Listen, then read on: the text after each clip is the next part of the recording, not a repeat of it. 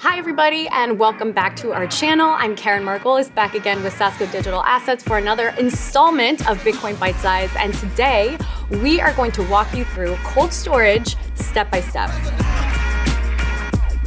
This is one of the questions that we get asked the most, which is how do I self-custody my Bitcoin? I'm here to tell you that the process is actually pretty simple and that you can do it on your own. I'm going to walk you through it step by step.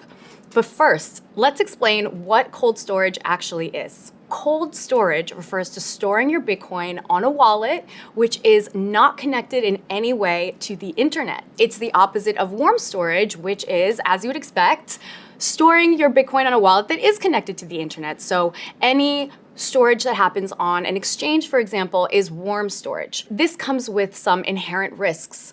For example, anything that can be accessed online can be hacked. Exchanges are these big honeypots for hackers, and this represents a point of failure that we would like to avoid. As we always say here, if it's not your key, it's not your Bitcoin, meaning if you don't have custody yourself over your own private key, the address on the blockchain where your Bitcoin is stored, then you don't really own your own Bitcoin. So how do you personally, yourself, watching this, move your Bitcoin from warm storage, maybe on an exchange, to cold storage on a hardware wallet? Well, it's simple. The first step is you're going to buy a single key hardware wallet. We personally recommend the Trezor Model T or the Bitbox O2, and we also recommend that you not buy it from third-party sites like eBay or Amazon and only buy it from the distributor itself. Next, you're gonna plug the device into your computer and you're going to follow the setup instructions. It's gonna be a little bit different for each model, so make sure that you take your time, focus, and have no distractions because this is important. Number 3, you are going to write down the 12 to 24 word recovery seed phrase that the device gives you, and you're gonna write those words down in that order.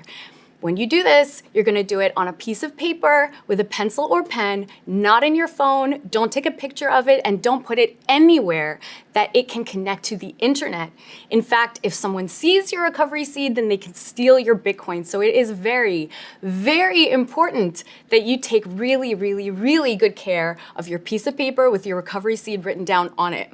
Next, the device is going to prompt you to confirm some or all of your recovery seed words, and your wallet is now set up. Mazel tov, congratulations. Your device is going to provide you with a public key, and a public key is like an address where you can receive your Bitcoin. Now, last step, you are going to move your Bitcoin from your warm storage on your exchange into your cold storage hardware wallet. You are going to do that by logging into your exchange. On Coinbase, you hit Accounts, click Send, choose the wallet that you want your Bitcoin to come out of, and then copy and paste your public key so that you can send Bitcoin to yourself. Hit send, wait for the confirmation, and you are done. Don't forget to look over your public key very carefully before you hit send, because once Bitcoin is sent, it cannot be unsent, so be careful. Now, put your wallet somewhere very, very safe and rest assured that your Bitcoin is safely stored. The reason we get asked about this all the time is because people are understandably a little bit freaked out at the prospect of moving large sums of money from warm storage to cold storage, especially because you're custodying it yourself, so you're the only person responsible. And it isn't without risks. The biggest risk here, besides not paying attention while you're setting up your wallet and making some sort of error, is losing your recovery seed. Losing your device isn't that big of a deal, but losing your recovery seed is a huge deal. And if God forbid you lose both, you are screwed and you are not going to be able to recover your assets. So no, it's not without risks, but the risks of keeping your money in a warm storage are much greater. There is another cold storage solution which mitigates this risk, and it's called multi-signature.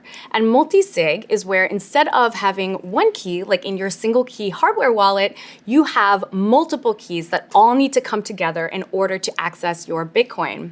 This spreads the liability out among multiple people or institutions, and it avoids having a single point of failure, such as the loss of a single recovery seed.